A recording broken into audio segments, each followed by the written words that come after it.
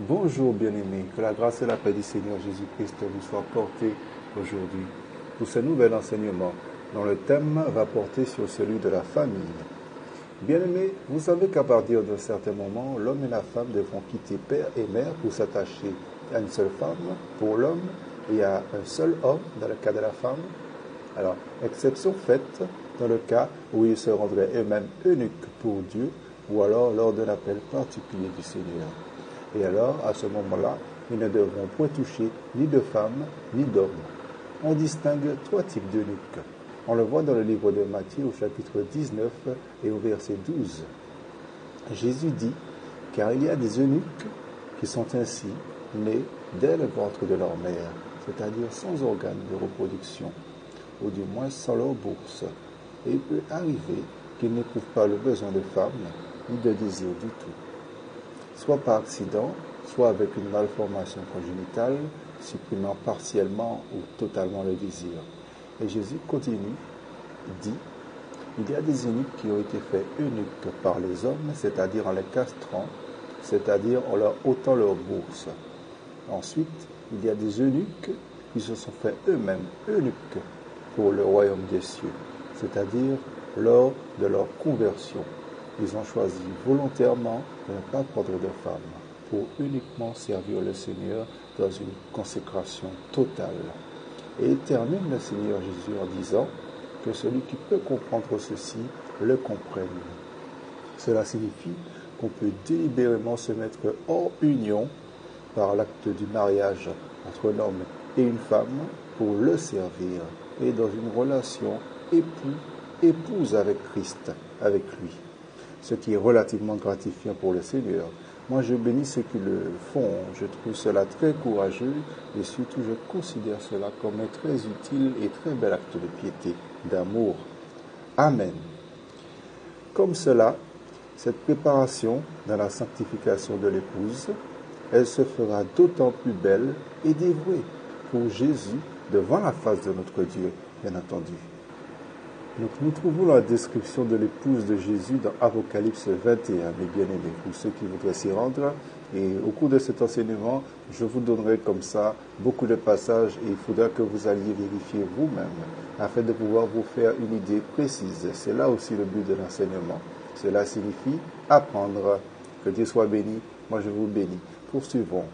L'apôtre Paul nous dit aussi dans 1 Corinthiens chapitre 7 et à partir du verset 1, je vous dis qu'il est bon à l'homme de ne pas toucher de femme, toutefois pour éviter la fornication, car elle est punie de mort dans Apocalypse 21 au chapitre 8, et que je vais vous lire rapidement.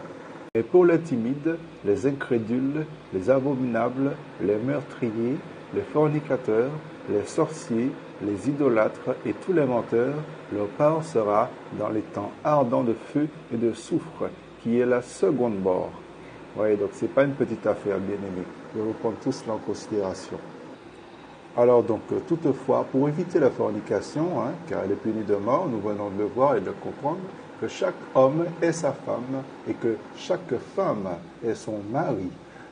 Nous voyons cela également dans 1 Corinthiens, chapitre 7, au verset 2. Nous allons lire. Donc, nous sommes dans 1 Corinthiens 7 et à partir du verset 2. Il est écrit, toutefois, pour éviter la fornication, que chacun ait sa femme et que chaque femme ait son mari. Et au verset 3, que le mari rende à sa femme la bienveillance qui lui est due et que la femme, de même, la rende à son mari. D'accord? Il faut donc se marier et ne plus vivre dans le piège mortel de la fornication, de ne pas écouter ceux qui prescrivent de ne point se marier. Dans la fornication, dans l'adultère, il ne faut pas tomber, bien-aimé. Il ne faut pas tomber là-dedans en prenant par mégarde ou pas la femme de l'autre, parce que tous deux sont punis de mort. De mort. Amen. Alléluia. C'est pourquoi Dieu dit dans le livre de la Genèse, au chapitre 2, au verset 24, C'est pourquoi l'homme quittera son père et sa mère et s'attachera à sa femme, et ils deviendront une seule chair. Vous pouvez voir aussi Matthieu 19, 5. C'est pareil. Alors, bien-aimé, quand vient-il en effet pour l'homme de quitter son père et sa mère pour aller s'attacher à sa femme? Car comme en effet l'homme avait dit, voyant la femme que Dieu avait faite, pour pouvoir la placer à ses côtés, voici, cette fois, celle qui est os de mes os et chair de ma chair, on l'appellera femme, parce qu'elle a été prise de l'homme. Ils forment ensemble, surtout dans un couple debout, érigé par Dieu, une famille unique, tous les deux. Et la prudence est de mise. La prudence est de mise. Il faut savoir que tout ce qui est érigé peut tomber. Pour tenir un couple et retenir une famille qu'il a lui-même établie devant tout Israël, c'est-à-dire devant son peuple et devant les anges, Dieu est un puissant matériau.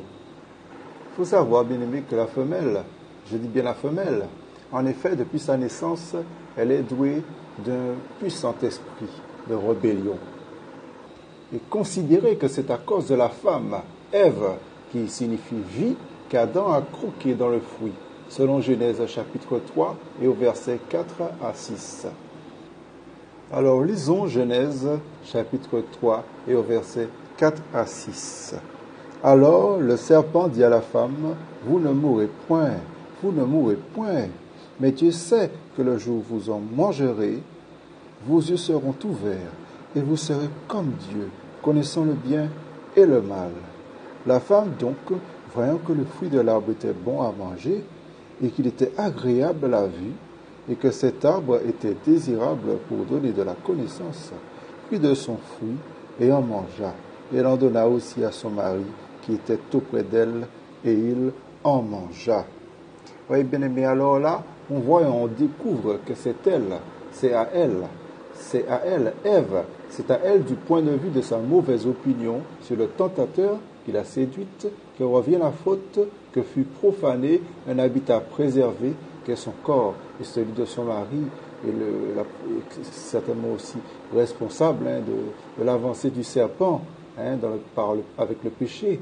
Alors c'est-à-dire elle, et qui a été empoisonnée lorsqu'elle permit au péché de rentrer dans la chair, qu'elle empoisonna à son tour Adam. C'est là que depuis, le Père lui attribue une malédiction. Nous voyons cela donc dans Genèse 3,15, juste en dessous. Et je mettrai inimitié entre toi et la femme, et entre ta postérité et sa postérité. Celle-ci t'écrasera la tête, et tu lui écraseras le talon. Vous voyez, tout simplement. Et c'est également là que Dieu souligne, au verset 16, la position de rébellion extrême de la femme. Alors je vais vous le lire. Et il dit à la femme, j'augmenterai ta peine et tes grossesses. Tu enfanteras dans la douleur tes enfants. Tes désirs se rapporteront vers ton mari et il dominera sur toi. Vous voyez? Et c'est également là que Dieu souligne cela. C'est là que Dieu souligne cela, la position de rébellion extrême de la femme, sa destitution d'être digne d'une telle autorité que représente celui d'enseigner, comme le lui recommande plusieurs fois la parole, notamment celui du verset 12 de Timothée 12. Alors je vais vous le lire. Donc, nous sommes dans 1 Timothée 2 au verset 12, et je vais vous le lire. Car je ne permets pas à la femme d'enseigner ni d'user d'autorité sur le mari, mais elle doit demeurer dans le silence.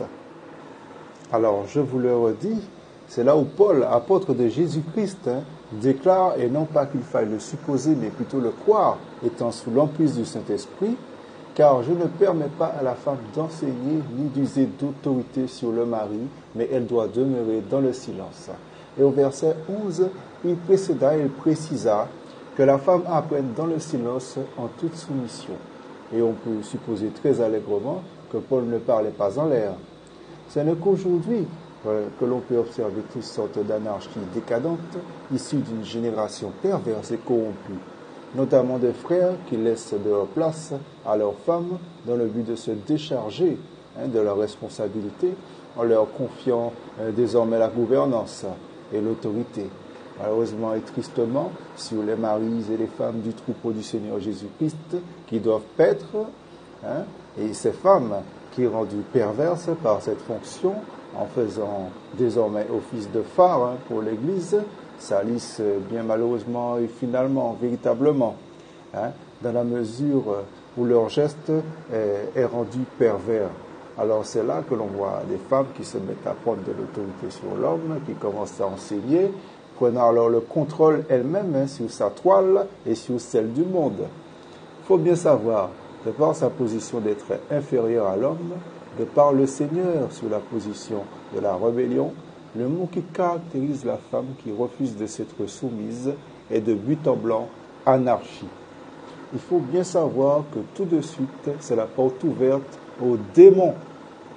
Il faut bien savoir que la femme est bel et bien de l'humeur décadente de par cet état de péché qui vit dans sa chair, cet état de rébellion précisément.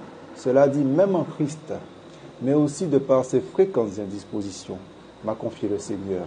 Ce qui veut dire impureté, ce qui veut dire un état d'autorité qui se dégrade très très rapidement. Lisons 1 Timothée 2, 8. 1 Timothée 2, 8. Je veux donc que les hommes prient en tout lieu en élevant des mains pures, sans colère et sans dispute. Là, on parle bien des hommes, on ne parle pas des femmes.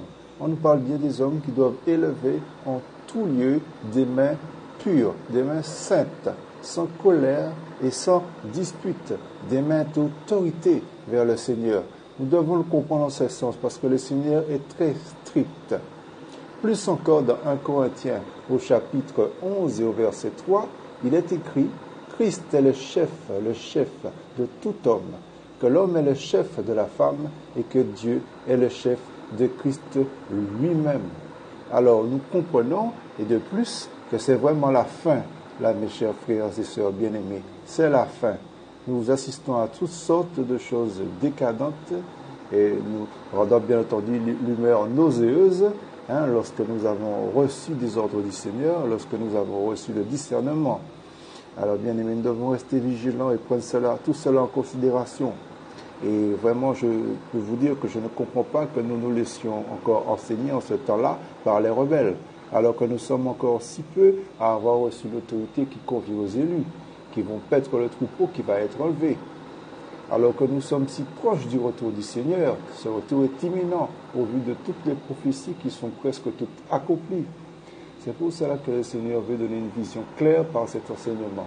Et pour les deux, et pas pour un seul, mais pour les deux.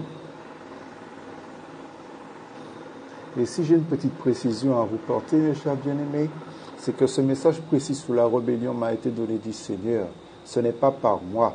D'ailleurs, celui qui a les mains pures se fortifie de plus en plus dans la présence du Seigneur Jésus-Christ. Est-il écrit dans Job 17. Comprenons-le. Alors, bien-aimés, lorsque le Seigneur vous met à part dans la sanctification, il faut s'attendre à ce que le Seigneur vous montre plusieurs choses. Dans le cas de cet enseignement, pendant que le Seigneur m'enseignait, le Saint-Esprit me parlait pour me pousser à lui poser des questions, pour répondre, pour comprendre.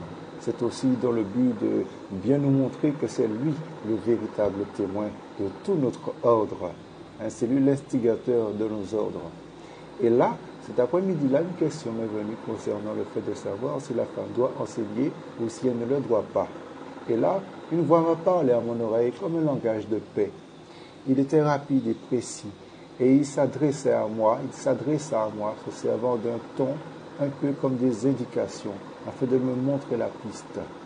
Et donc, dans cette vision auditive, ce messager angélique me révéla, si une femme enseignant la sainte parole de Dieu, donc, étant trouvée dans son indisposition un jour de sabbat, doit encore enseigner et toutes ces choses devant l'Éternel, comment serait-elle trouvée pure devant le Seigneur? Oui, parce qu'elle ne le pourra pas.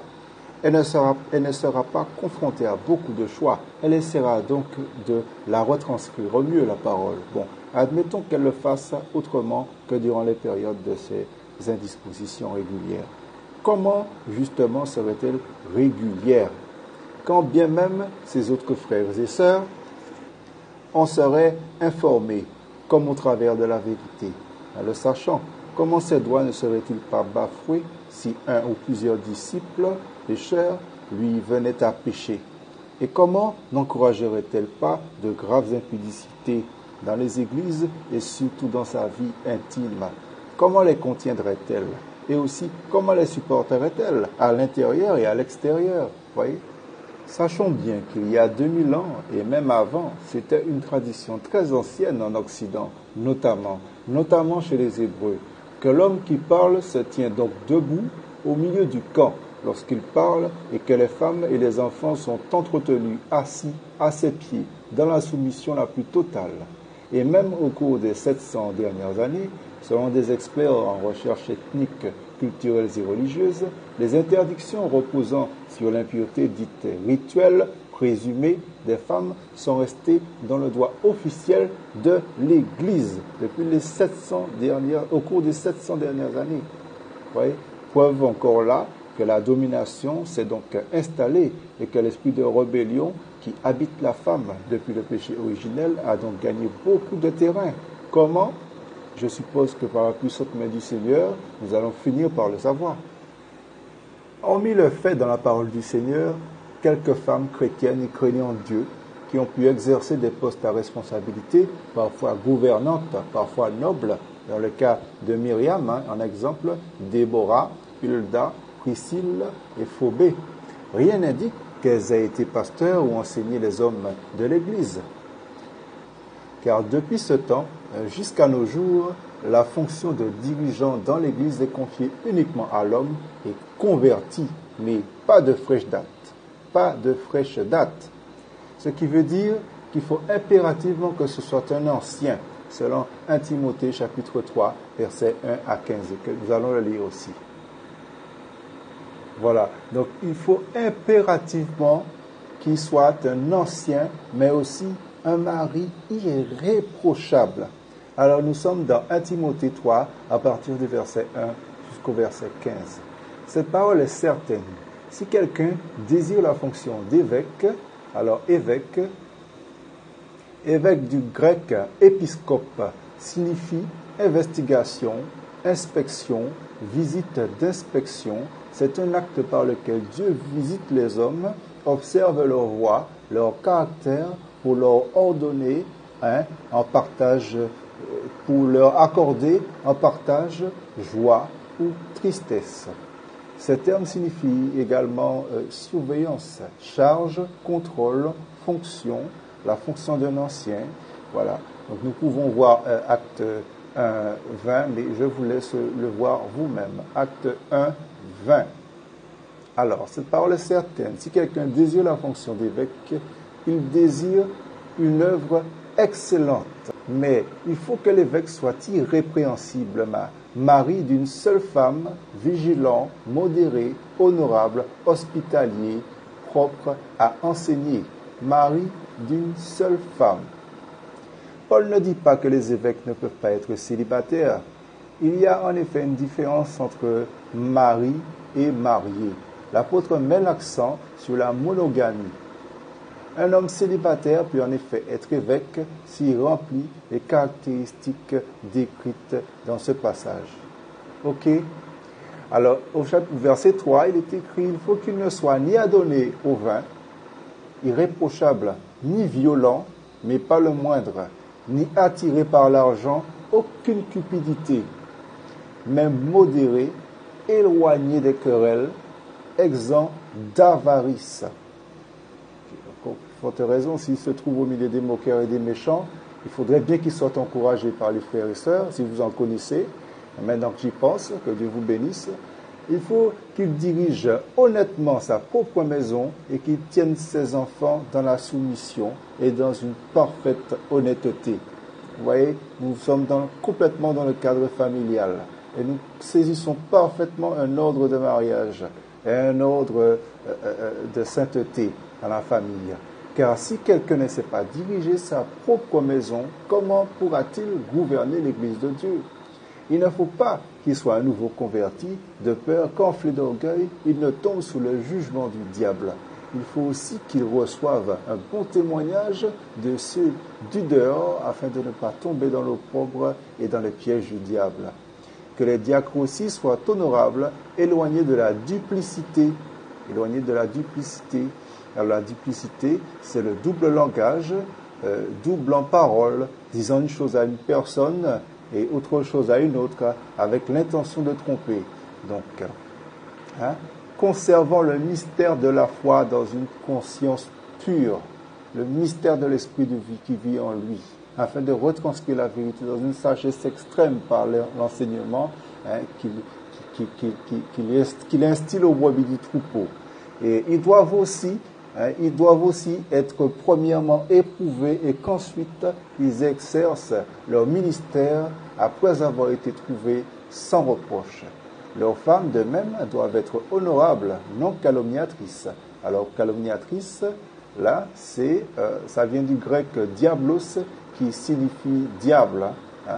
Alors, les diacres doivent être maris d'une seule femme, dirigeant honnêtement leurs enfants et leur propre maison.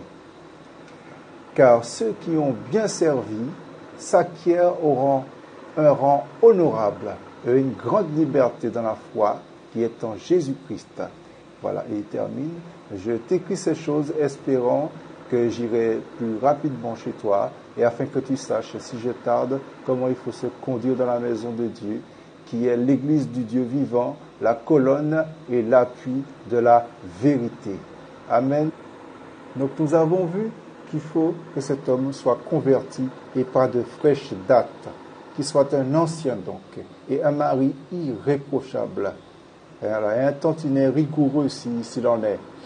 Alors, même si par ailleurs on prend le cas de Phobé dans l'église que l'apôtre Paul recommandait fortement pour sa foi et pour sa piété, de l'épître Paul aux Romains, au chapitre 16 et au verset 1, et où il est écrit « Je vous recommande notre sœur Phobé, qui est diaconesse ou servante de l'église de Sanchéré, Corinthe, Grèce. » Alors elle ne devait pas non plus enseigner à temps plein les frères et devant un public constitué notamment d'anciens.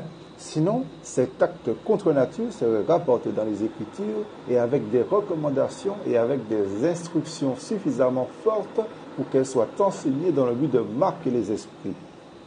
Non, elle devait prendre plutôt le temps avec ses jeunes frères et sœurs, faibles dans la foi, et avec les servantes, en les accompagnant spirituellement et en les instruisant ainsi qu'il était recommandé. Et depuis l'ancienne alliance, concernant les anciennes, nous l'avons vu. Donc nous l'avons tout de même compris.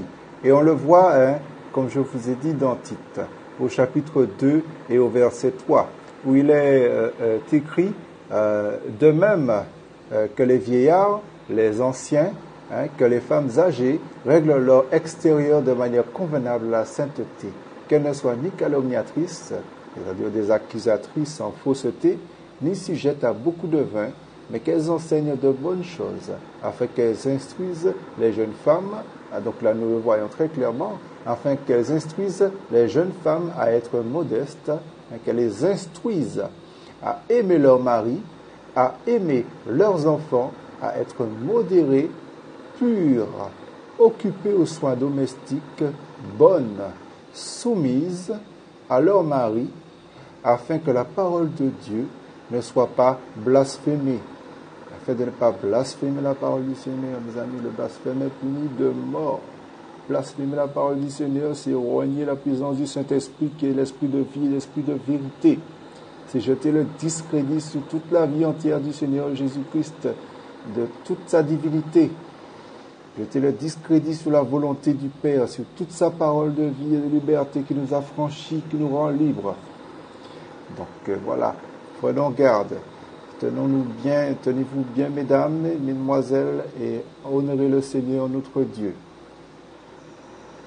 Donc, par tous ces faits, nous voyons également par là que même si Priscille, qui enseigna Apollos dans sa maison en compagnie d'Aquilas, son mari, dans Actes des Apôtres 18 et 26, et je vais vous lire aussi rapidement. Voilà, je vais lire à partir du verset 24 jusqu'au verset 26 et vous comprendrez mieux exactement qui était Apollos et pourquoi justement, eh bien, il fut enseigné dans la maison de Priscille en compagnie d'Aquilas, son mari. En ce temps-là, un juif nommé Apollos, originaire d'Alexandrie, homme éloquent et puissant dans les Écritures, vint à Éphèse. Il était en quelque sorte instruit dans la voie du Seigneur et fervent d'esprit. Il expliquait et enseignait avec exactitude ce qui concerne Jésus, bien qu'il ne connaisse que le baptême de Jean. Il commença donc à parler avec hardiesse dans la synagogue, et quand Aquilas et Priscille lui ont entendu, ils le prirent avec eux et lui exposèrent plus exactement encore la voie du Seigneur dans la simplicité, dans l'intimité, dans l'humilité, et sans pour autant que Priscille aille prendre autorité au milieu des hommes de l'assemblée des hommes, bien qu'il parlait avec éloquence et s'exprimait justement souvent sur beaucoup de sujets. Donc voilà, avec compagnie de son mari, donc vous voyez le lien du mariage encore qui parle dans la soumission au Seigneur Jésus-Christ, même le mari dans une douceur a permis à sa femme d'instruire cet homme, tout simplement parce qu'elle avait un peu plus de connaissances, mais qu'elle n'avait pas le droit d'enseigner, alors elle a pris le temps. Donc nous voyons que même si Priscille est phobée, que Paul recommandait fortement par le roi, notre Seigneur, ainsi que les autres, et qui étaient spirituellement assez matures pour pouvoir exercer le ministère d'anciennes, les autres femmes, elles n'auraient pas pu, sans blasphémer la parole sainte de Dieu, exercer opposition d'autorité spirituelle sur les hommes, le pastorat. Et non plus dans la position du ministère d'enseignement. Les deux seuls ministères inaccessibles aux femmes. Donc, alors me direz-vous, que peut faire d'autre la femme et quels autres ministères peut-elle encore exercer pour servir Dieu? Eh bien, je n'en parlerai pas beaucoup cette fois-ci, mais sachez qu'il existe diversité de ministères et de dons spirituels. C'est dans 1 Corinthiens, au chapitre 12, au verset 4 à 5, que nous voyons cela. Mais sachez déjà qu'un seul esprit mérite d'être servi. Vous êtes la lumière du monde et on n'allume pas une lampe telle que la vôtre pour la mettre sous le boisseau. Mesdames, Matthieu 5, vous devez servir le Seigneur. Vous êtes la lumière du monde. Il vous faut manifester les fruits de l'esprit, Galates 5, 22, qui sont la charité, donc l'amour agapé, l'amour charité, l'amour fraternel, la charité désintéressée, la joie, la paix, la patience, la bonté, la bienveillance, la foi, la douceur, le contrôle de soi. La loi n'est pas contre ces choses. La marche par l'esprit, au verset 25, c'est-à-dire tâchez de rester attentifs aux directives du Saint-Esprit lorsqu'il vous avertit divinement du Seigneur l'Éternel notre Dieu, tout en s'évertuant à cultiver et à porter dans l'obéissance et dans l'amour de Dieu ces fruits de l'Esprit, en honorant avec plus d'acharnement qu'avant, le jour de votre conversion, les 10 commandements du Seigneur, par la lecture et la pratique de la lecture quotidienne de sa parole et par la mise en pratique de ses préceptes et de ses ordonnances et de ses lois, par la pratique de l'hospitalité, de la compassion, etc. De ces fruits peuvent découler différents ministères prophétiques, d'intercession, d'aide à la personne en difficulté ou démunie, d'enseignement des jeunes filles, des jeunes femmes, de louanges, etc. Vous voyez aussi 1 Corinthiens 11, 5. Portez l'évangile aux perdus, la délivrance, etc. Dieu n'interdit pas non plus aux femmes d'exercer les dons de l'esprit. 1 Corinthiens 12, les guérisons, les manifestations de l'esprit, les oracles, les paroles de sagesse, la parole de connaissance, le discernement des esprits, le parler en langue, l'interprétation des langues. Et bien entendu, pour aider les femmes à porter tout un tas de fruits, elle peut de temps en temps, durant sa sanctification, si elle croit, se retrouver entre frères et sœurs dans la communion fraternelle pour partager le pain et le vin, comme le Seigneur avait fait avec ses disciples lors de son dernier repas, et qu'ainsi il avait recommandé de faire en mémoire de lui. Alors voyez Luc 22, 19. Voyez également Matthieu 26, versets 27 à 28. Alors ce que je vous conseille à vous, femmes, c'est au vu de tous ces éléments dûment annoncés à mon esprit, au nom de l'Éternel, et aussi dûment publiés à votre connaissance et par moi, je vous invite donc, par la sainte grâce du Seigneur, bien entendu, je vous invite donc à ne point usurper ni l'homme, ni Dieu. Est-ce au hasard? Non, ce n'était pas anodin et loin de l'être, au contraire. D'ailleurs, pour compléter votre compréhension, et bien entendu, pour aider les femmes à porter tout un tas de fruits, elle peut de temps en temps, durant sa sanctification, et bien sûr si elle croit, se retrouver entre frères et sœurs dans la communion fraternelle pour partager le pain et le vin, comme le Seigneur avait fait avec ses disciples lors de son dernier repas, et qu'ainsi il avait recommandé de faire en mémoire de lui. Voir Luc 22, 19, Matthieu 26 également, versets 27 à 28. Alors ce que je vous conseille à vous femmes, c'est au vu de tous ces éléments dûment annoncés à mon esprit au nom de l'Éternel et aussi dûment publiés à votre connaissance et par moi, je vous invite donc à ne point usurper ni l'homme ni Dieu. Est-ce au hasard? Non, ce n'était pas anodin et loin de l'être, au contraire. D'ailleurs, pour compléter votre compréhension à cet usage, lisez sans comprendre le Lévitique du chapitre 11 au chapitre 15 sur les lois du pur et de l'impur, vous comprendrez. Car pendant que je collectais tous ces versets, la voix du Seigneur se fit encore entendre et il dit, l'air de dire, car elle enseigne sur les choses pures, mais aussi sur les choses qui ne sont pas pures. Ok? Alors, comprenez, mesdames, je sais que votre cœur l'entend. Et pendant que je comprenais presque instantanément, le Saint-Esprit parla de nouveau à mon esprit et il m'inspira ce verset. C'est dans le livre de Matthieu, chapitre 22, à partir du verset 15. Alors là, Jésus est victime d'un complot des pharisiens qui voulaient le surprendre par ses propres paroles. Ils vinrent donc vers lui en compagnie de partisans d'Hérode, en parlant selon le langage des hypocrites, et en lui adressant cette parole de flatterie qui semble parfaitement bien refléter l'intégrité du Seigneur Jésus-Christ et qui semble bien refléter le caractère que Jésus attend donc pour un père et pour une mère. Alors lisons ce qu'ils lui dirent et je vous montrerai juste après le chapitre qui nous encourage encore plus à rejeter ces vaines idoles et ces abominations qui ne servent à rien.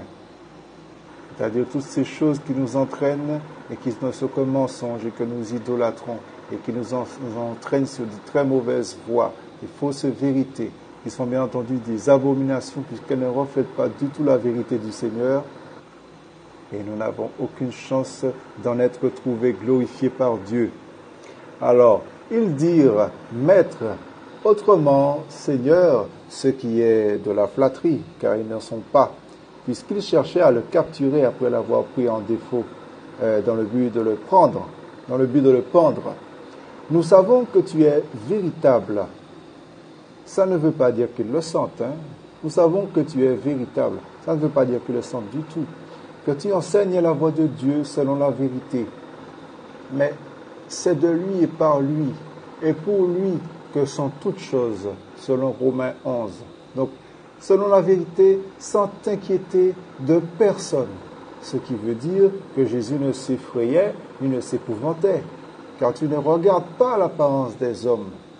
Alors Jésus leur répondit, selon la vérité, tout simplement, sans manifestation supplémentaire. Vous voyez, conservons toute son intégrité, sa foi, et sans crainte de rien ni de personne. Alors là, nous avons quand même eu un premier aperçu du caractère du Seigneur Jésus-Christ. Et maintenant, ce que je vous dis concernant la vérité que Jésus souhaite, hommes et femmes, nous voir pleinement manifester en lui, se trouve dans le livre de Jean, au chapitre 15, et du verset 1 au verset 17. Alors, où là, Jésus nous montre clairement de quel cep de vigne on descend, qui nous a choisis, quels fruits nous devons porter, suivant la même intégrité de cœur que lui vis-à-vis des lois, des commandements, etc. Donc je vous invite vivement à en prendre connaissance de ce verset. Alors dans le livre de Jean, au chapitre 15 et au verset 1 au verset 17. Donc il veut les voir pleinement manifestés dans nos vies. Et avec ce même esprit de soumission aux règles établies, aux dignités honorées, en premier aux autorités établies dans son corps, dont nous sommes les membres, etc. Pour le servir dans la maison de Dieu, bien entendu. Tout cela était purement sous la conduite, bien-aimée, du Saint-Esprit. Et c'est ainsi, bien entendu, que nous poursuivrons sur le mariage, sur le couple et la famille. Savez-vous, mes bien-aimés, qu'un mariage entre un homme et une femme est une union qui se prépare longtemps à l'avance? Eh bien oui, mes amis. Et une union d'un fiancé et d'une fiancée dans le Seigneur, qui se verra dûment préparée et par le Seigneur. Et une union qui se verra dûment préparée par le Seigneur sera un gage de salut réussi. Ainsi leur racine sera comme celle des térébintes de justice, et dont les racines solides plongent toujours plus profondes dans le sol fertile, c'est-à-dire en Jésus, et s'étalent également au carré tout autour. Leur feuillage sera comme celui d'un chêne verdoyant et dense, et dont le tronc et les branches restent fermés, vigoureux, et dont le feuillage reste vert, lorsqu'une bonne terre ainsi bien semée donne ce bel arbre, et que chacune de ses branches donne ainsi du fruit, qu'un grain en donne 100, un autre 60, et un autre 30. Bien-aimés, nous voyons cela dans Jean 12, 24, 27. Et on comprend alors là que la semence principale, eh bien, c'est Dieu. Et donc, bien que Dieu ait dit, je la mettrai à côté de toi, cette femme, Ève donc, et elle n'en est pas pour autant pourvue de cette semence, notre Ève, et de cette sainte semence, elle n'en est pas pour autant pourvue. Alors Jean 12, à partir du verset 24. En vérité, je vous le dis, si le grain de blé qui est tombé en terre ne meurt, il reste seul. Mais s'il meurt, il porte beaucoup de fruits. Celui qui aime donc sa vie la perdra, et celui qui hait sa vie dans ce monde la conservera pour la vie éternelle. Si quelqu'un me sert, qu'il me suive, et là où je serai, là aussi sera celui qui me sert. Et si quelqu'un me sert, mon Père l'honorera. Maintenant, mon âme est troublée. Et que dirai-je? Ô Père, délivre-moi de cette heure. Mais c'est pour cela que je suis venu à cette heure. Père, glorifie ton nom. Alors une voix vint du ciel disant, je l'ai glorifié et je le glorifierai encore. Voyez, alors si ça vous parle, moi aussi ça me parle, bien évidemment, du Seigneur Jésus-Christ. Alors on voit que la semence principale là, eh bien tout simplement c'est Dieu, c'est par lui que procèdent toutes choses, par le saint nom de Jésus-Christ. Nous allons encore le voir tout à l'heure. Où est-elle? Où est-elle cette semence qui est faite pour activer la plante? Où est-elle? Où est cette semence qui est faite pour activer le tout? Où est-elle? Où est cette semence qui est faite pour activer les autres choses que l'Éternel a réglées dans la vie de l'homme et entre l'homme et la femme? C'est pour cela que les autres femmes pensent qu'elles sont le sel de la terre, et à tort. C'est pour cela que l'Éternel a placé cette semence qui est comme du grain de blé dans l'homme en lui disant, c'est à toi et qu'il a placé la femme comme un réceptacle, comme un vase vivant, comme de la bonne terre, en lui disant, toi tu reçois. Et c'est ainsi que le Seigneur notre Dieu voit les choses. Tout est hiérarchisé chez lui. Et c'est pour cela que le Seigneur nous affirme que la femme est bel et bien inférieure à l'homme depuis ce temps où cette connaissance a été placée dans l'homme. Et que l'homme le savait parfaitement. Et que la femme également le savait tout autant, parfaitement. Et que cela ne l'aurait pas choqué. Parce que l'Éternel l'avait frappé de manière délibérée. De justice donc et de vérité. Et je dois dire qu'elle n'en aurait pas voulu à l'Éternel et de peur de sortir du royaume de Dieu, justement, car je dois mettre en exergue qu'elle en faisait partie, puisqu'il est écrit que ce jardin était le paradis sur la terre. Il était pur et que des anges certainement devaient en garder les portes, puisque le lieu était sacré, puisque la présence de Dieu s'y trouvait. Et l'Éternel ordonna même à des chérubins à l'épée flamboyante de surveiller l'arbre de la connaissance du bien et du mal. Et donc, c'était bien volontiers qu'elle se considérait dans ce jardin elle-même comme une aide à cause de sa bonté. Puisqu'elle le sait pertinemment dans Genèse 2, 18, et je vous le lis rapidement, et Yahweh, Dieu dit, n'est pas bon que l'homme soit seul, je lui ferai une aide semblable à lui. Donc elle savait pertinemment qu'elle était une aide, donc de toute bonté. Et l'homme, lui, il faisait et décidait de tout, car il savait que l'Éternel était avec lui. Pour chacun des services que lui ordonnait l'Éternel, et pour lui, et pour sa compagne. Et notamment, par exemple, celui certainement de permettre à sa femme, en tout cas de l'éduquer et de l'aider à dominer sur les animaux de la terre. Puisque c'est lui qui a reçu la connaissance pour, et il mène sa famille. En tout cas, il sait très bien qu'il avait été créé pour cela. Mais donc Ève, et d'ailleurs, si ce n'était pas le serpent qui l'avait séduit, elle aurait continué le service et la jouissance encore longtemps dans ce paradis, dans ce jardin d'Éden si pur au milieu de toutes ces choses. Amen. Alors voilà pourquoi, tel qu'il est écrit dans Genèse 2 et au verset 18, que Yahweh fit à son homme une œuvre sainte et qui en plus se considérait comme une aide elle-même tirée de la côte d'un tel être qui lui est pour autant supérieur. Donc comprenons bien, c'est aussi pour cela qu'il est encore écrit dans le premier épître aux Corinthiens, au chapitre 11 et au verset 3, Christ est le chef de tout homme, ce qui veut dire Christ en premier, ce qui veut dire donc chef supérieur de l'homme et de la femme, que l'homme est le chef, de sa femme, que l'homme est le chef de la femme, mais pas que de sa femme, car il est interdit à la femme de prendre autorité sur l'homme, selon 1 Timothée 2,12, dit l'apôtre Paul. Il dit même au verset suivant, car Adam a été formé le premier, Ève ensuite.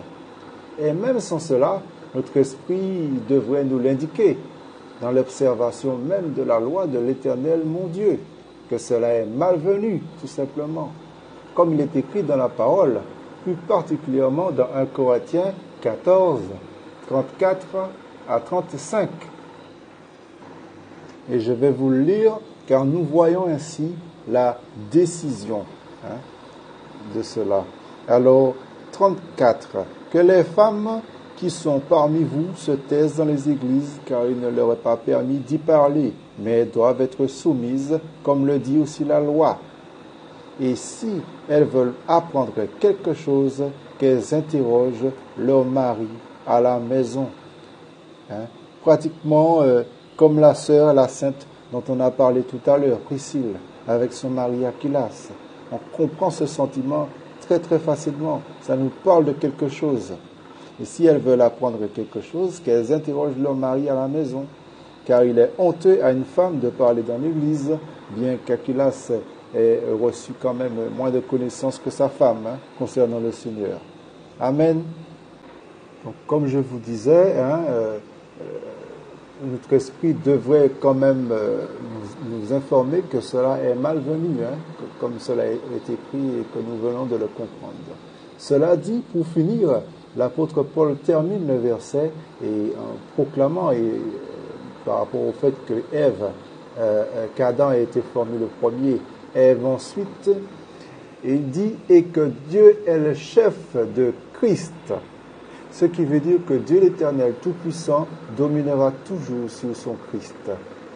Ce qui veut dire qu'étant dans le Père, et c'est indéniablement l'Esprit du Père qui lui est supérieur en esprit, c'est pour cela aussi que Christ ne l'a pas usurpé, ni qu'il ne sera. Ce qui veut dire que Dieu, l'Éternel Tout-Puissant, dominera toujours sur son Christ. Ce qui veut dire qu'étant dans le Père, que c'est indéniablement l'Esprit du Père qui lui est supérieur en esprit.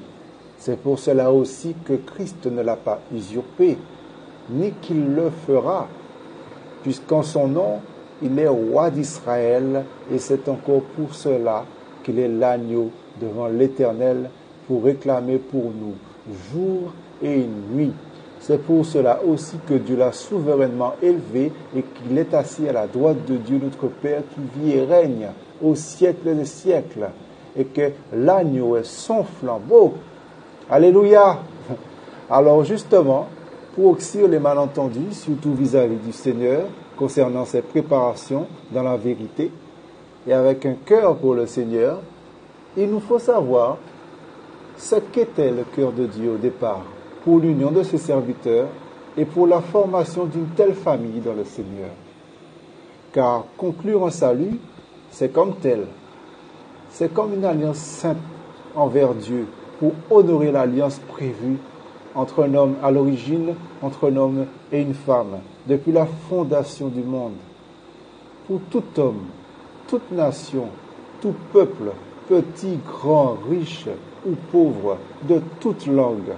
Et voici, il est donc écrit dans le livre d'Ésaïe, au chapitre 61 et au verset 8 à 11, « Car je suis Yahweh qui aime la justice, qui est la rapine et l'iniquité.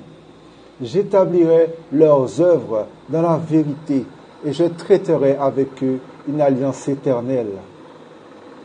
Et leur race sera connue parmi les peuples. Tous ceux qui les verront reconnaîtront qui sont la race que Yahweh aura bénie. » Eh bien, n'est-ce pas une belle parole? Et je me réjouirai en Yahweh, et mon âme sera joyeuse en mon Dieu, car il m'a revêtu des vêtements du salut.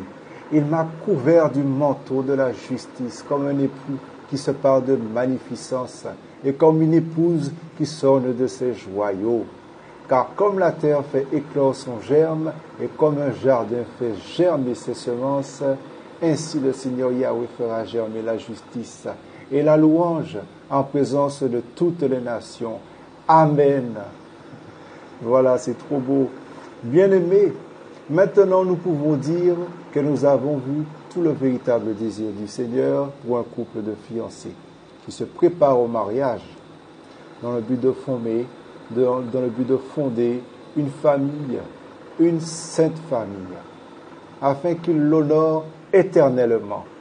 Et je veux dire, en tant que vivant et en tant que serviteur du royaume éternel, puisque lorsque nous allons être enlevés pour nous envoler à la rencontre de l'époux, telle une multitude de sauterelles s'envolant et se posant sur les nuées, comme une multitude de sauterelles, et en ce jour-là, alors que nous serons dans le ciel, il n'y aura ni homme ni femme, mais nous serons comme les anges dans le ciel. Amen. Matthieu 22, 30 et Marc 12, 25. C'est pourquoi, étant passé sous la verge de l'Éternel, et en plus ayant été introduit dans le lien de l'alliance, la famille ainsi unie en lui doit sanctifier le sabbat de l'Éternel et continuer pour ceux qui sanctifiaient déjà le sabbat de l'Éternel. Et ce, afin qu'au milieu de vous, les hommes sachent que Yahweh, l'Éternel, est notre Dieu. Afin qu'au milieu de vous, les hommes sachent que Yahweh, l'Éternel, est notre Dieu qui nous a unis. Ainsi parle l'Éternel, notre Dieu. Sanctifiez les sabbats de l'Éternel. Lisez Ézéchiel 20. Ézéchiel chapitre 20 et verset 20. Ainsi parle l'Éternel, notre Dieu. N'imitez pas les abominations de vos pères. Ne vous souillez pas par vos idoles. Gardez ces statuts, dit le Seigneur Yahweh, l'Éternel, notre Dieu. Ces statuts de l'alliance que vous devez mettre en pratique.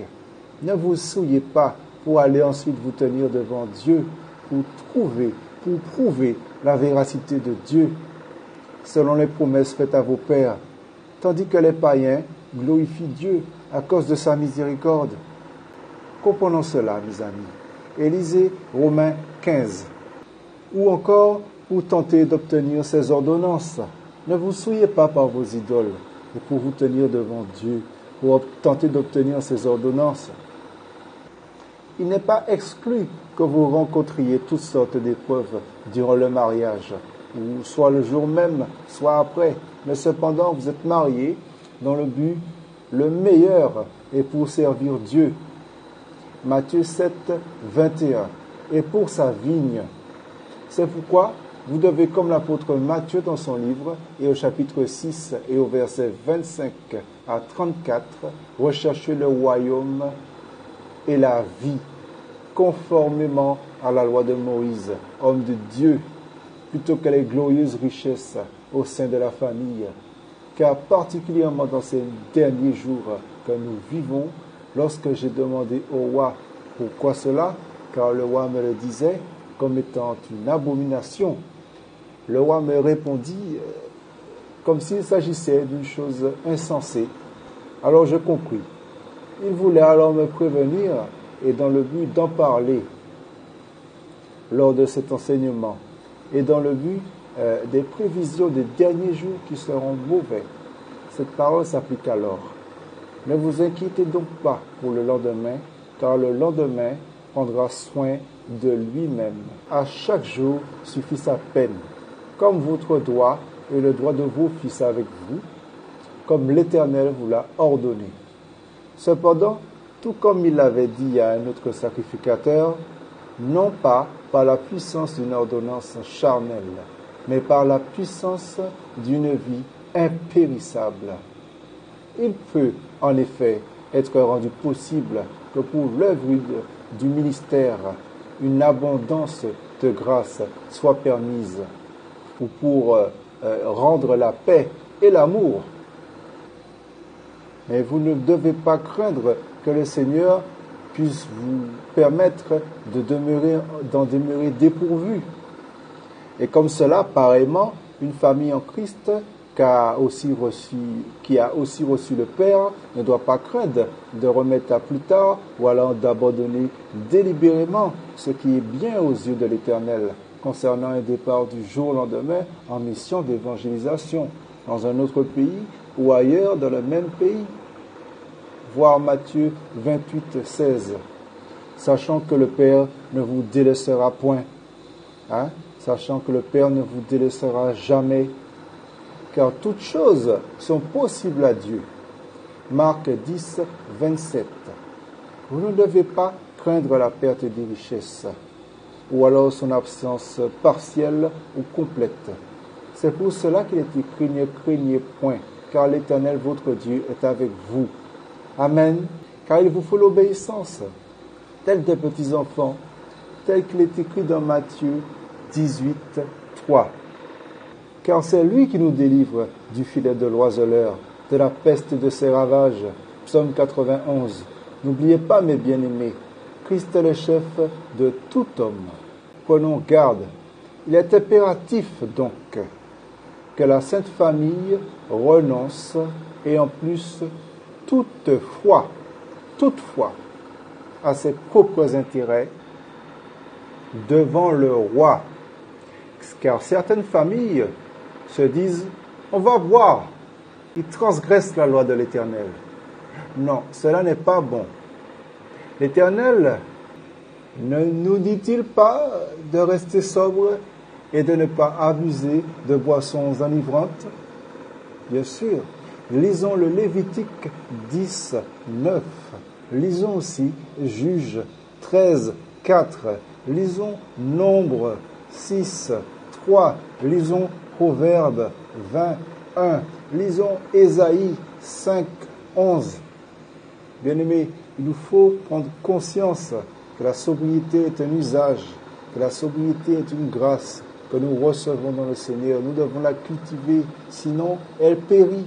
Et à certains degrés, pour certains, on peut même dire qu'elle se périme par l'abus. Donc la Sainte Famille observera le sacrifice d'elle-même. Et selon mon avis, afin toutefois d'éviter toutes sortes de troubles et de confusions, que l'homme et la femme s'avancent devant le roi, agissant avec fermeté devant le roi pour être épurés, lavés et blanchis, afin que ce qui a été arrêté par le roi s'accomplisse comme une bénédiction dans le couple à ses yeux. Alors voilà, bien que les temps deviendront mauvais et qu'il y aura ainsi de la confusion, cette famille-là, qui est sainte et qui est une sainte famille unie en Christ, observera le sacrifice d'elle-même. Et selon mon avis, afin toutefois d'éviter toutes sortes de troubles et de confusions qui surviendraient, que l'homme et la femme s'avancent devant le roi, agissant avec fermeté devant le roi, pour être épurés, lavés et blanchis, afin que ce qui a été arrêté par le roi s'accomplisse comme une bénédiction dans le couple à ses yeux. Lisez Éphésiens 5, 26 et Ézéchiel 36 et au verset 25. Sachez encore qu'au moment où surviendront ces troubles remplis de confusion et de vives inquiétudes, et lorsque ces moments-là fondront sur votre couple et sur votre famille devra se rassembler autour d'une table pour tout se dire, et même ce qui semblerait inavouable, tout mettre dessus, sur la table, au centre, avant de se tenir tous les deux devant le roi, unis, ensemble, et ce, afin d'être blanchis et épurés. Et la manière de tenir est écrite ici, dans Éphésiens chapitre 5, au verset 22, que nous allons voir en détail ici, mes amis. Mais auparavant, bien-aimés, ne vous laissez pas aller au découragement, car Jésus, on l'appelle admirable conseiller, dans le livre d'Ésaïe 9, 6. Car par sa présence sainte et bienveillante, par sa lumière particulière au cours de l'épreuve, et surtout toute sa patience à nos côtés, qui est à la fois pure et abondante. Amen. Il est apte à nous affranchir de tout doute et nous mettre à l'abri de toute blessure. Amen. Donc lisons bien Éphésiens à présent. Alors, Éphésiens 5, 22 à 33. Femmes, soyez soumises à vos maris comme au Seigneur, car le mari est le chef de la femme, comme Christ est le chef de l'Église, qui est son corps et dont il est le sauveur. Or, de même que l'Église est soumise à Christ, les femmes aussi doivent l'être à leur mari en toutes choses. Et vous, maris, aimez vos femmes, comme Christ a aimé l'Église, et s'est livré lui-même pour elle, afin de la sanctifier en la purifiant par le bain d'eau de la parole. Alors, prenons une petite précision. Le mot grec « loutron », traduit par « bain », signifie également baignade, action de baigner, voir Tite 3, 5. Afin de faire paraître devant lui, après avoir lavé sa femme en la purifiant par le bain d'eau de la parole, cette Église glorieuse, sans tache ni ride, ni rien de semblable, mais sainte et irréprochable. C'est ainsi que les maris doivent aimer leurs femmes comme leur propre corps. Celui qui aime sa femme s'aime lui-même, car personne n'a jamais haï sa propre chair, mais il la nourrit et l'entretient, comme le Seigneur entretient l'Église, car nous sommes membres de son corps étant de sa chair et de ses os. C'est pourquoi l'homme quittera son père et sa mère, s'attachera à sa femme, et les deux deviendront une seule chair. Ce mystère est grand, et je parle de Christ et de l'Église. Que chacun de vous donc aime sa femme comme lui-même, et que la femme respecte son mari. Alors ma synthèse là-dessus, c'est que la femme qui est soumise au Seigneur Jésus-Christ et qui a accepté Jésus-Christ comme son sauveur et comme son Seigneur, a aussi reçu le Père. Et de fait, si elle est aussi soumise à la volonté du Père, elle le sera tout autant à son mari comme au Seigneur. Car en effet, c'est dans sa foi, c'est au travers de sa foi dans le Seigneur que l'homme perçoit, reçoit et peut maintenir aussi la direction et parfaire avec les prophètes dont il est dignement enseigné. Voyez, c'est ainsi qu'il le peut. Et c'est alors qu'ainsi, et non pas le couple, mais donc la famille, parvenue ainsi à un divin entendement, peut donc ainsi résister, étant parvenu à la position solide de l'union dans le corps de Christ. Et là, mes amis, la famille devient alors, à cause de Christ, qui est le chef de son Église, une sainte famille dans l'Église de notre Dieu, faisant partie du royaume, père, mère, fils et fille, tous dans le ciel de Dieu. Alléluia! Mais à condition que la femme soit et se montre ouvertement à son mari, et ce dans toutes les situations, prête à se laisser sanctifier et purifier en étant lavée par le bain d'eau de la parole. Le mot grec dans les Écritures, loutron, traduit bain, nous l'explique et il est très parlant. Nous ne devons pas l'oublier. Je vous le redis. Le mot grec, loutron, traduit par bain, signifie également baignade, action de baigner. C'est très important. Car quand la bonté de Dieu, notre Sauveur, et son amour envers les hommes ont été manifestés, il nous a sauvés non pas par des œuvres de justice que nous aurions faites, mais selon la miséricorde à travers le bain de la nouvelle naissance et le renouvellement du Saint-Esprit qu'il a répandu abondamment sur nous par Jésus-Christ notre Sauveur, afin qu'ayant été justifiés par sa grâce, nous soyons les héritiers de la vie éternelle selon notre espérance. Amen. Alors là, c'est clair. Dirais-je même que c'est net et que c'est précis. Il n'y a rien à rajouter à cela. Si ce n'est ce qui est écrit au verset suivant, afin de faire paraître devant lui, c'est-à-dire Christ, cette Église glorieuse, sans tache, ni ride, ni rien de semblable. Et à mon sens, c'est donc là faire preuve d'obéissance et à faire mourir le vieil homme qui se corrompt par ses convoitises trompeuses. C'est pour cela que les femmes doivent aimer leur mari et leur demeurer soumises, car c'est sous leurs yeux au mari que s'effectue la rébellion, mais non pas plus des serviteurs de l'Éternel, mais des servantes d'Israël, devant l'Éternel, répandant ainsi les mêmes abominations commises par leur mère et par leur père. Alors j'adresse, mes sœurs, cette parole à vous, qui avez reçu la connaissance requise et exigée par Israël. Soyez donc parfaitement soumises à vos maris et en toutes choses, car c'est ainsi. Et si c'est ainsi que vous le faites, vous faites bien. Et d'ailleurs aussi, mesdames, c'est par ailleurs là aussi que vos maris vous aimeront comme leur propre corps. Là-dessus, ne dites pas qu'ils le doivent, car il s'avère qu'ils le savent. Et d'ailleurs, cela est écrit au verset suivant.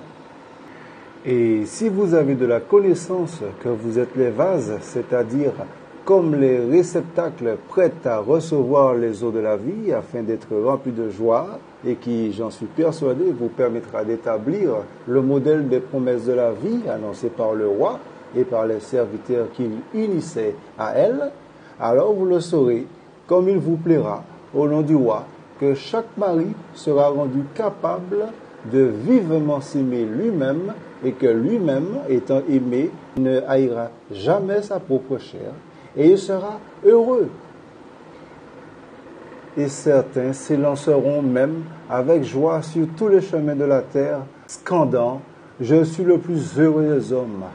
Je suis le plus heureux des hommes. Amen. Je viens de vous apporter devant l'Éternel toute la relation entre un homme saint et bien sûr et sa femme sainte, car Dieu est catégoriquement contre les relations contre nature. Voyez Romains 1, 24, le Lévitique 18, 22, le Lévitique 20, 13. Et je sais que ces éclaircissements vous éviteront bien des désagréments. Mais ce n'est pas tout.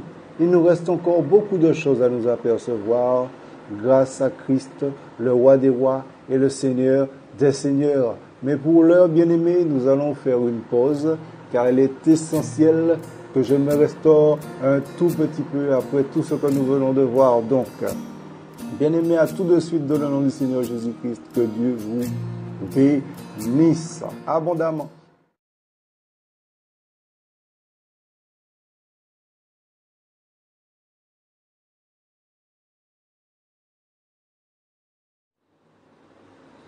Voilà, alors je suis de retour, bien-aimés. Alors nous allons continuer ce que nous avons commencé tout à l'heure. Eh bien, je voudrais d'abord, avant de poursuivre, vous préciser que si certains d'entre vous qui ont entendu cet enseignement sont un peu effrayés, il faut que vous sachiez que c'est tout à fait normal, parce que, étant donné que je suis prophète dans le Seigneur, il est tout à fait normal que vous soyez effrayés de ce que le Seigneur a à vous dire, dans la mesure où nous ne sommes pas parfaits. Voyons au cours des Écritures, beaucoup de prophètes sont passés avant nous et ont aussi effrayé beaucoup de monde, beaucoup de peuples. Concernant les menaces du Seigneur, notamment, en tout cas, cela nous semblerait logique. Et ce ne serait pas logique du tout, au contraire, si ça était le contraire. Donc, bien entendu, nous avons eu Moïse et Aaron qui effrayaient toute Égypte, et Pharaon y compris. Nous avons eu Jérémie qui prescrivait la destruction de Jérusalem si les Israélites ne changeaient pas de conduite. Bien sûr, les prêtres eurent peur et ils furent furieux et menacèrent de mort Jérémie parce qu'ils étaient complètement effrayés. Donc, on voit dire qu'ils étaient effrayés. Et Daniel, dans Daniel 3, 1, 30, face au roi Nebuchadnezzar, et avec Meshach, Abednego et Shadrach, ils furent jetés à cause des miracles véritables qu'ils ont accomplis dans la fournaise ardente, en restant en vie, en priant le Seigneur, en glorifiant l'Éternel. Donc ils vécurent. Donc, il y a eu aussi Élie, le miracle du feu de Yahweh sur le sacrifice en face des prêtres de Baal, dans 1 roi 18, 36. Et il y a eu aussi Jésus, tout un tas de fois, il a fait peur au peuple, il a fait peur aux gens, il a complètement défrayé la chronique à l'époque, il y a 2000 ans. Donc tout le monde craignait aussi le fait que Jésus était un prophète et ce qu'il était capable de faire, sachant que c'est Dieu. Pas tout le monde, bien sûr, il y a des exceptions, mais c'est le prophète le plus estimé. Jésus, c'est lui qui a marché sur la terre après tous les prophètes de l'Ancien Testament. Donc, c'est l'exemple qu'on a le plus récent. Voilà, et puis tout un tas de prophètes de notre époque encore qui, bien sûr, ont prédit des choses, certaines choses sont passées, d'autres ne se sont pas passées. Donc là, c'était des prophètes et des faux prophètes. Donc, il y a tout lieu de croire que le Seigneur veut qu'on comprenne qu'il est là aussi pour nous faire le craindre de la manière qu'il souhaite. Voilà, donc nous allons continuer tout simplement là où nous étions arrêtés. Alors, bien aimés, nous venons de voir donc qu'est-ce au sens prophétique qu'était le cœur de Dieu depuis le premier jour concernant la manière qu'il aurait pu faire pour unir l'homme et la femme. Nous venons de voir tout autant, cela dit, dans la continuité, qu'est-ce que c'est le mariage selon Dieu dans Éphésiens 5, c'est-à-dire selon le conseil de Paul.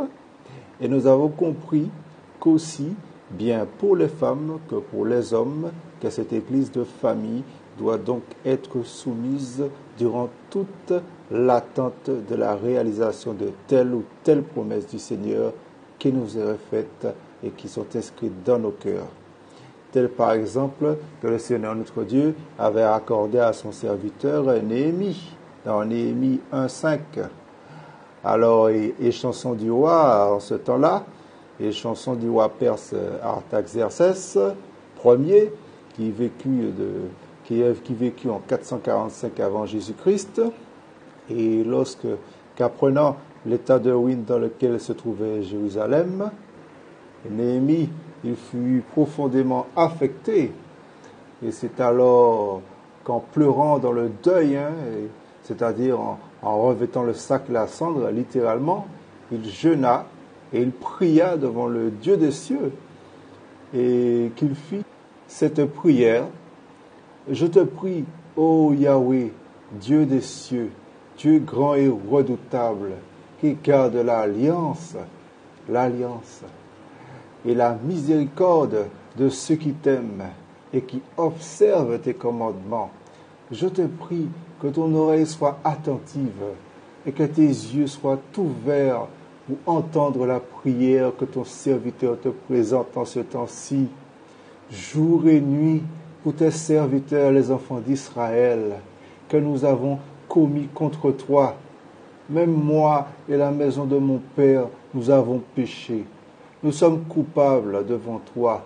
Nous n'avons pas gardé les commandements, les lois et les ordonnances que tu prescrivis à Moïse, ton serviteur. Mais je te prie, souviens-toi de la parole que tu charges à Moïse, ton serviteur, de dire: vous pécherez et je vous disperserai parmi les peuples. Mais si vous revenez à moi et si vous gardez mes commandements et les observez, et s'il y en a d'entre vous qui ont été chassés jusqu'à l'extrémité du ciel, je vous rassemblerai de là et je vous ramènerai au lieu que j'aurai choisi pour y faire habiter mon nom. Ils sont tes serviteurs et ton peuple que tu as racheté par ta grande puissance et par ta main forte. Je te prie donc, Seigneur, que ton oreille soit maintenant attentive à la prière de ton serviteur et à la supplication de tes serviteurs qui prennent plaisir à craindre ton nom. Je te prie, donne aujourd'hui du succès à ton serviteur et fais-lui trouver grâce devant cet homme. Alors, après avoir fait cette prière au Seigneur et après plusieurs jours dans la désolation et l'humiliation, le Seigneur toucha le cœur du roi Artaxerxès, qui lui donna toutes les autorisations, ainsi que tout le matériel pour rebâtir la muraille de Jérusalem. Et il put même, dans le même temps, mettre en place de profondes réformes dans le cadre du retour à la loi de Yahweh. Et donc, durant cette attente, bien-aimés, il nous faut donc aussi, selon cet exemple, prier dans l'esprit et ne point se relâcher, comme de bons dispensateurs, que chacun mette au service des autres les dons qu'il a reçus, afin que son alliance subsiste. Savez-vous que Dieu ne tolère pas les impudicités des impudiques, c'est-à-dire ceux que la convoitise avait saisis? Nous changeons de sujet, bien-aimés. Nous entamons quelque chose de profond et de très important et de très sensible. Gardez les yeux ouverts, nous poursuivons. Bien-aimés, Dieu ne tolère pas, bien entendu, toutes les impudicités, car il prévoit, nous pouvons aisément le deviner, des jugements terribles pour toutes les impudicités, et sur tous ceux du monde, mais aussi pour tous ceux qui abandonneront ses ordonnances. Bien-aimés, Dieu ne tolère pas, bien entendu, toutes les impudicités, car il prévoit, nous pouvons aisément le deviner, des jugements terribles et pour toutes les impudicités, sur tous ceux du monde, mais aussi pour tous ceux qui abandonneront ses ordonnances. Alors non seulement il dit à ses enfants, l'Éternel notre Dieu, de ne pas demeurer au milieu d'eux, des impudiques, dans le monde ou dans leurs assemblées, mais lorsque ces jugements qui vont s'abattre sur la terre les toucheront, Dieu ne les détruira pas entièrement. Il vaut mieux pas être au milieu d'eux. Dieu ne les détruira cependant pas entièrement et également. Luc 21, 25 à 28 et Luc 21, 34 à 38. Il a envoyé des hommes en enfer pour moins que ça l'Éternel. Je vous prends un exemple du 25 mai 2001. Lors de la célébration de mariage dans un nightclub à Talpiot, en Jérusalem-Est, et au son d'une musique endiablée, ont pu rapporter les nombreux témoins présents sur place. Le sol s'était donc ouvert en engloutissant par dizaines de telles âmes. La joie avait cessé au milieu des fils de l'homme, bien-aimés. Tout cela parce qu'ils n'observaient pas ses préceptes. Tout cela parce qu'ils n'observaient pas les ordonnances de l'Éternel. Tout ça parce qu'ils se prostituèrent et qu'ils adorèrent des idoles, avec cette musique d'autres dieux que Jésus. Tout ça parce qu'ils profanèrent son alliance sainte et se livrant à l'impudicité avec d'autres personnes. Et en plus, un très grand nombre, voyez, près de 350 environ. Voyez, il y eut beaucoup de morts et d'un bout à l'autre de la salle, voyez, bien-aimés, engloutis, tout vivant, pour être descendus, tel quel, dans le séjour des morts, voyez, comme dans l'Ancien Testament, dans le livre des Nombres, au chapitre 16 et au verset 31, lorsque Corée se souleva avec Dathan et Abiram et On, ainsi qu'avec 250 hommes, et que, exaspérés de leur esprit pervers, méchant, incrédule de révolte, il ouvrit le sol, l'Éternel, sous leurs pieds et sous leurs maisons, et les maisons des gens de Corée et de tous leurs biens, à cause des abominations contre l'Éternel, et les engloutit, et qu'ils descendirent vivants dans le séjour des morts bien-aimés. Maintenant donc, triste sort, Maintenant donc, sachez que cet esprit de l'impudicité, c'est l'esprit de Babylone. Lisez Apocalypse 18 jusqu'à la fin. De la même manière, lisez encore Apocalypse chapitre 17 jusqu'à la fin, vous verrez, mes bien-aimés. Car lorsque ceux qui auront commis des impudicités telles que l'adultère avec elle, lorsqu'ils auront subi, à cause du mensonge, la colère du Seigneur, s'ils survivent, comme ce couple de mariés a tout de même survécu, l'honneur pour l'éternité dans la présence du Seigneur risque bien de ne jamais venir, car par sa main puissante, il punira ceux qui n'auront pas lavé leur robe afin d'être droits à l'arbre de vie, afin d'avoir droit à l'arbre de vie, bien-aimé, et d'entrer par les portes dans la ville sainte. Et il jettera dehors les chiens à ce moment. Il jettera les sorciers, les fornicateurs, les meurtriers, les idolâtres et quiconque aime et pratique le mensonge. Apocalypse 22, 15, bien-aimés. Alors, bien-aimés, écoutez, comprenez, dès à présent, servez l'Éternel avec crainte. Réjouissez-vous avec tremblement, car sachez-le bien, aucun impudique ou impur ou cupide, c'est-à-dire idolâtre, n'a d'héritage dans le royaume de Christ et de Dieu. Éphésiens 5, 5. Rendez donc au Père tout l'honneur et toute la gloire, car ne savez-vous pas que les injustes n'hériteront point le royaume de Dieu? Ne vous y trompez pas, ni les impudiques, ni les idolâtres, ni les adultères, ni les efféminés, ni les infâmes. 1 Corinthiens 6, 9. Or, les œuvres de la chair sont manifestées. Ce sont l'impudicité, l'impureté, la dissolution. Galates 5, 19, 21. C'est pourquoi, après cela, pour pouvoir tenir ferme dans le mariage, sans commettre d'adultère, il faut donc, même lorsque la famille n'est pas réunie, que la femme et l'homme fassent mourir les membres qui sont sur la terre, c'est-à-dire vis-à-vis d'eux-mêmes, tout comme ceux qui sont vis-à-vis des autres, c'est-à-dire l'impudicité, l'impureté, les passions, les mauvais désirs, c'est-à-dire la convoitise sur les autres, ou tout simplement le plaisir de se laisser convoiter.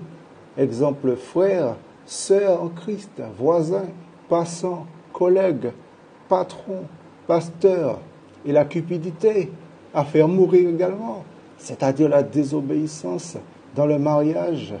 Ça peut être même le petit esprit de provocation. Et parfois, ce jeu de la provocation va aussi loin que par l'orgueil, tout simplement. Il va aussi loin que ça, tout simplement, à cause de l'orgueil, grâce à l'orgueil. Et certains en finissent même par dire, tout de même, incrédules, que c'est pour éviter leur séparation qu'ils entretiennent ce comportement orgueilleux, afin qu'ils ne soient point couverts de honte, mais c'est bien entendu sans savoir que Dieu ne permet pas le divorce, sauf si le mari découvre chez la femme quelque chose de honteux. Là, il est écrit qu'il lui donne une lettre de divorce et la renvoie de sa maison. Et si elle désire se remarier avec un autre homme, elle le pourra. Mais si ce dernier meurt, son premier mari ne pourra pas la reprendre après qu'elle ait été souillée. Deutéronome 24. Et que la femme ne peut pas répudier non plus son mari tant que celui-ci est vivant, car c'est à cause de cet engagement qu'elle s'est liée. Si son mari meurt, elle pourra se remarier à qui elle veut. Voyez aussi Nombre 31 et 17. S'il vous plaît, mes frères et sœurs bien-aimés, maintenant, fortifiez-vous, et que celui qui, dans le Seigneur, désire se marier, qu'il ou elle le fasse. Vous êtes libres. Que ceux qui sont mariés ne pêchent pas, mais demeurent fermes dans leurs sentiments, et que tous demeurent dans la condition où ils étaient, ayant été appelés au Seigneur. Mais si vous pouvez demeurer libres et esclaves du Seigneur, faites-le plutôt que de vous affranchir pour le service du Seigneur par le mariage. Lisez 1 Corinthiens 7, 20 à 40. Et que les esclaves surtout restent fidèles à leur Seigneur jusqu'au jour de leur mort.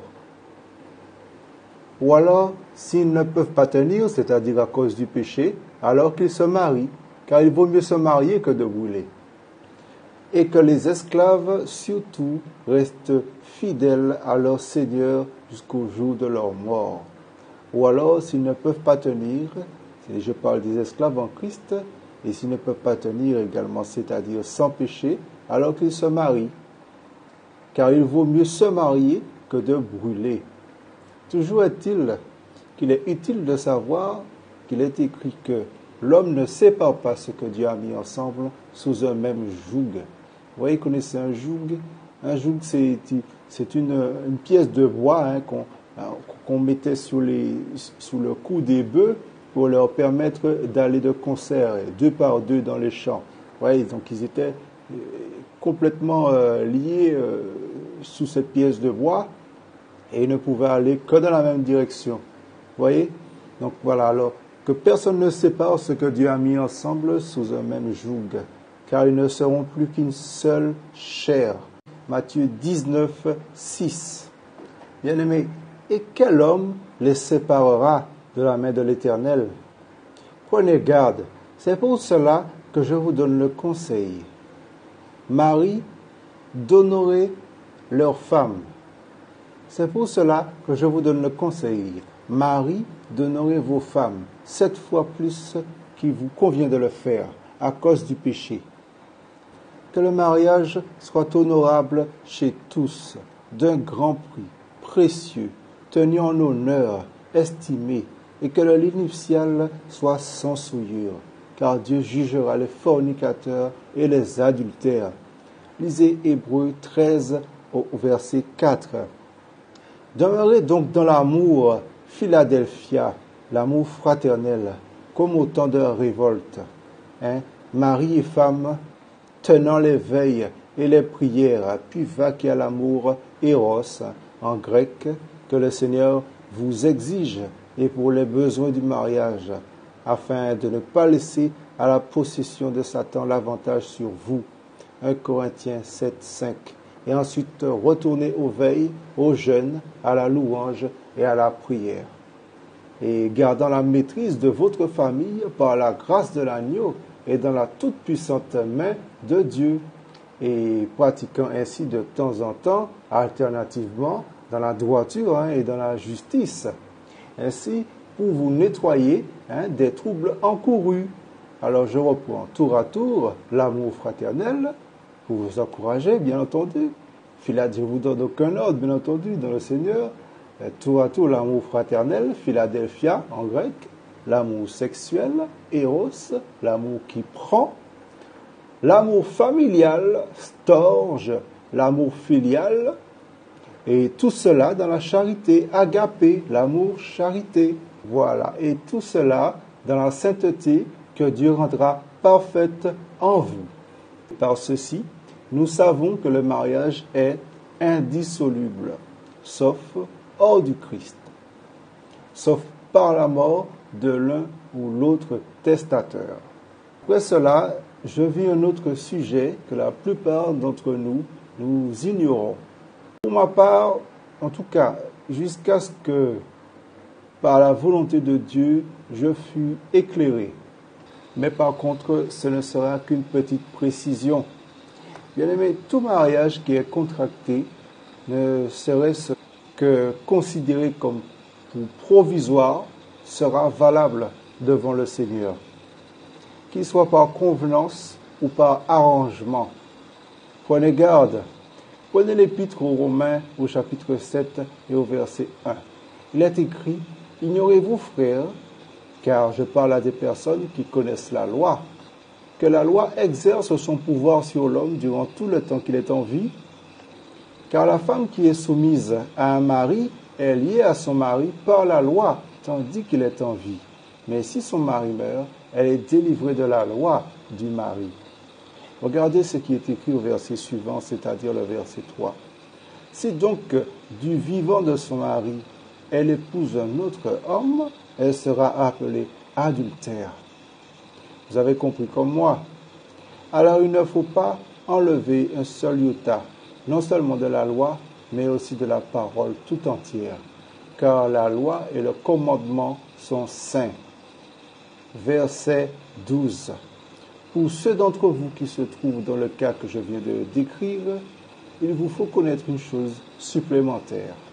Lisez avec moi 1 Corinthiens chapitre 7 au verset 12. Mais aux autres, ce n'est pas le Seigneur, c'est moi qui dis. Si un frère a une femme incrédule et qu'elle consente à habiter avec lui, qu'il ne la quitte pas. Et selon mon avis, et si toutefois que vous ayez l'occasion de le savoir, qu'elle ne soit ni adultère, ni infidèle. Car ne vous mettez pas sur le même joug avec les infidèles. Quel rapport y a-t-il entre la lumière et les ténèbres? 2 Corinthiens 6, 14, 15.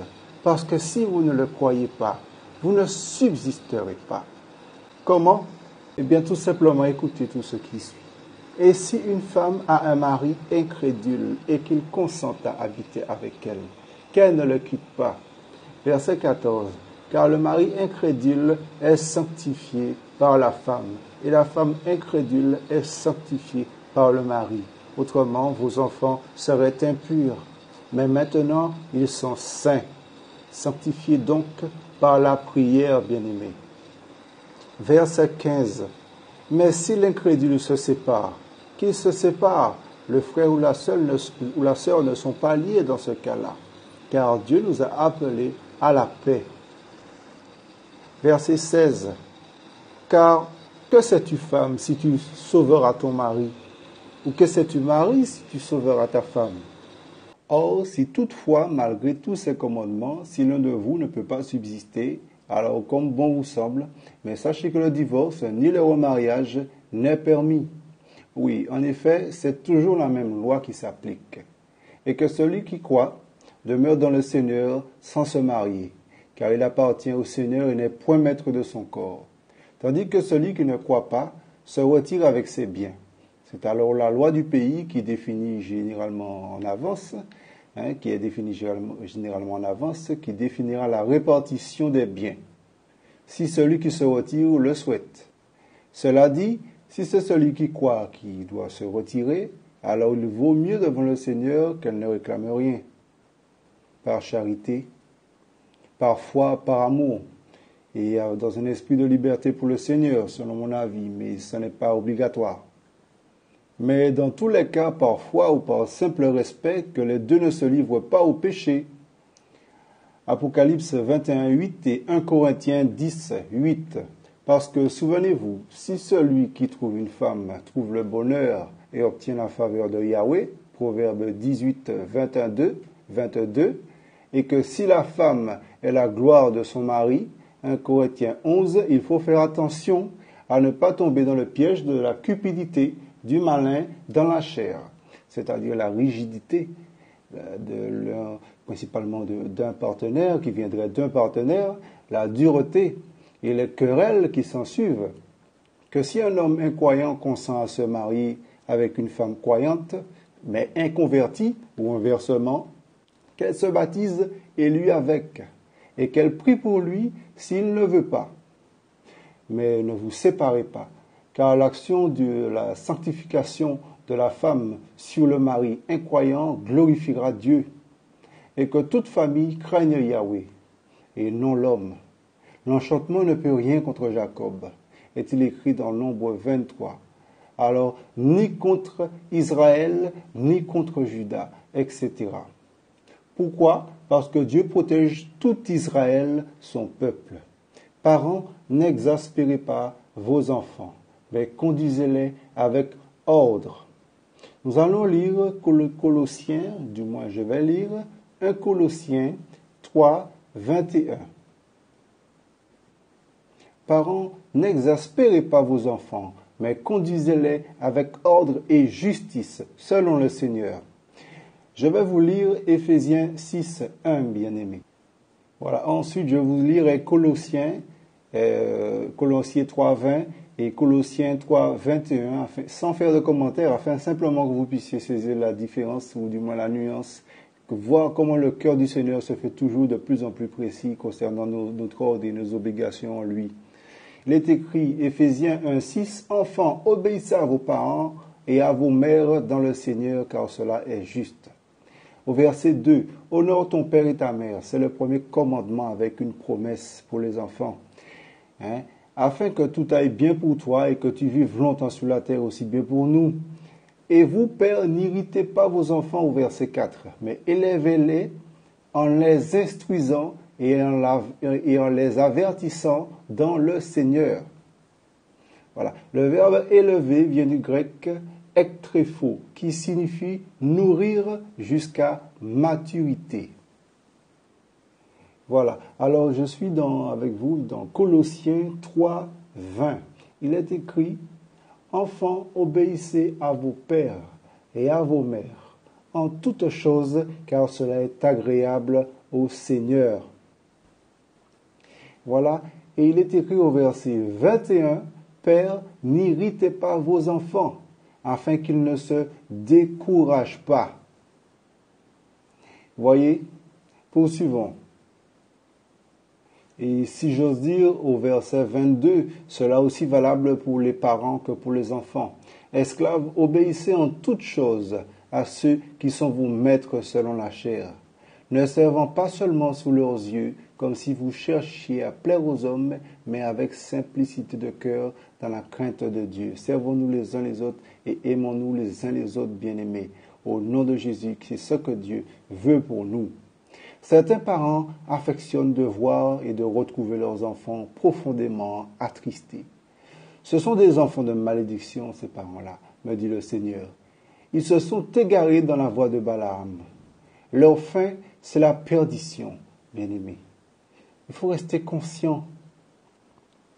Ils se sont égarés dans la voie de Balaam.